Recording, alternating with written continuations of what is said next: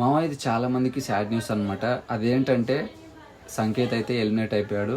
మెయిన్గా సంకేత్ ఫ్యాన్స్కి చాలా అంటే చాలా బాధ కలిగిస్తుంది. అట్లాంటి ఒక ఎలిమినేషన్ ఇది.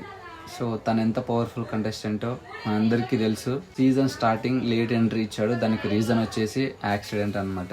యాక్సిడెంట్ అయినా కూడా స్టిచెస్ పడ్డా కూడా తన సైడ్ నుంచి వచ్చిన ఆపర్చునిటీని మిస్ చేసుకోవద్దు అని చెప్పి వచ్చి పర్ఫామ్ చేశాడు. ఇప్పటిదాకా అందరినీ ఎంటర్టైన్ చేస్తూ వచ్చాడు. ఫైనల్గా నిన్న ఎపిసోడ్లో ఎలిమినేట్ అయిపోయాడు అనమాట. ఎంతోమంది ఎన్నో రకాలుగా అనుకున్నా, బట్ నా సైడ్ నుంచి నేనేమనుకుంటా అంటే సంకేత్ ఎందుకు ఎలిమినేట్ అయ్యాడంటే తనే కొరియోగ్రాఫరు, తనే కంటెస్టెంట్. సో ఆ వర్క్ లోడ్ అనేది క్లియర్గా కనిపిస్తుంది. ఇన్ కేస్ తనకంటూ ఒక కొరియోగ్రాఫర్ ఉండి తనే కంటెస్టెంట్గా చేస్తే టైటిల్ పక్కా వచ్చేది.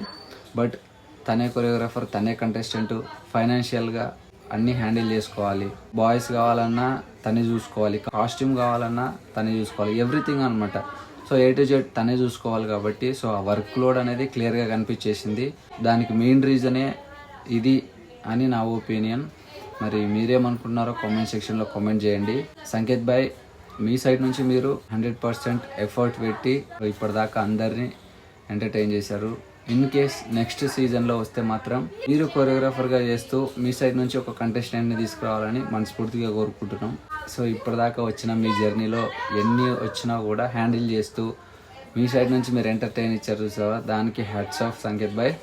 నెక్స్ట్ టైం వచ్చేటప్పుడు స్ట్రాంగ్గా రావాలని కోరుకుంటున్నా. Best of luck.